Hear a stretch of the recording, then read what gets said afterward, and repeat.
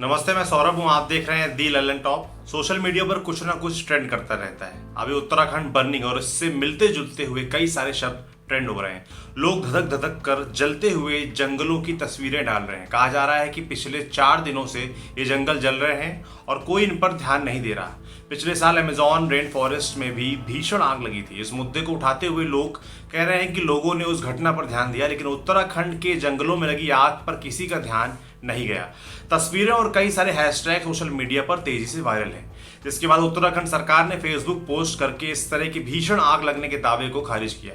कहा कि उत्तराखंड के जंगलों में आग लगने की फेक न्यूज वायरल की जा रही है। आगे लिखा, तस्वीरों का वेरिफिकेशन करने पर यह पाया गया कि ये या तो पुरानी है या फिर किसी दूसरी जगह की हैं। कुछ तस्वीरें हमने भी अपलोड की हैं। अपील है इस तरह की फेक न्यूज ना फैलाएं।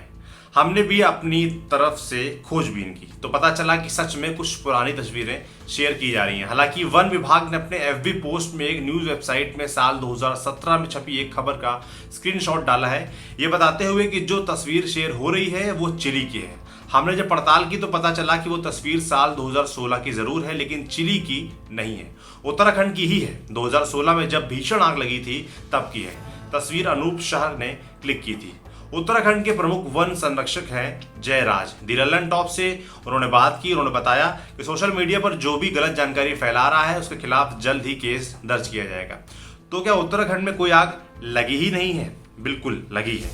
जयराज ने बताया कि आग लगने की घटनाएं हो रही हैं, लेकिन उस मात्रा या तीव्रता की नहीं जितनी बातें सोशल मीडिया पर चल रही हैं। और उन्होंने जानकारी दी कि 2020 में अब तक राज्य के अलग अलग हिस्सों में 88 बार जंगलों में आग लग चुकी है।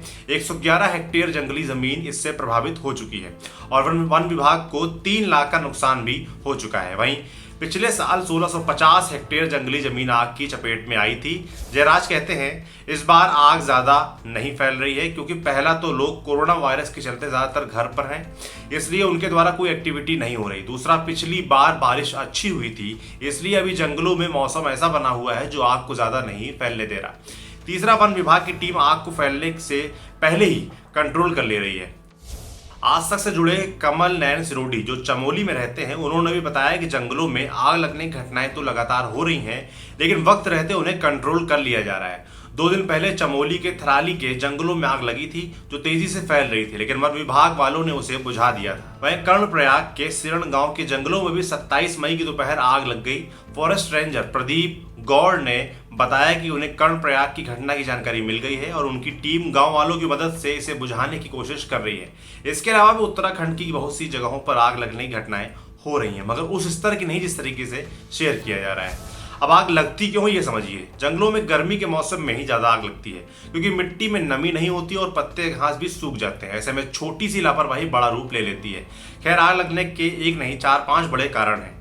पहला, जंगल के आसपास रहने वाले लोग चलते फिरते जली हुई बीड़ी सिगरेट फेंक देते हैं। सूखे पत्ते इससे आग पकड़ लेते हैं। गर्मी के कारण आग तेजी से फैल जाती है।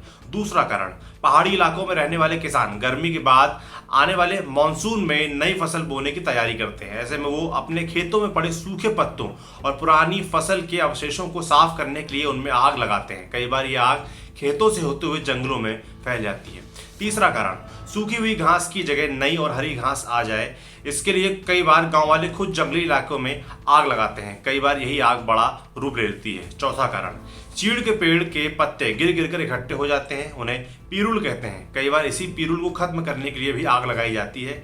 गर्मी में यह आसानी से फैल जाती है, खास तौर पर 15 फरवरी के बाद से जब गर्मी बढ़ने लगती है। आपके लिए स्टोरी लिखी थी हमारे साथी लालिमा ने। देखते रहिए दी ललन टॉप। शुक्रिया।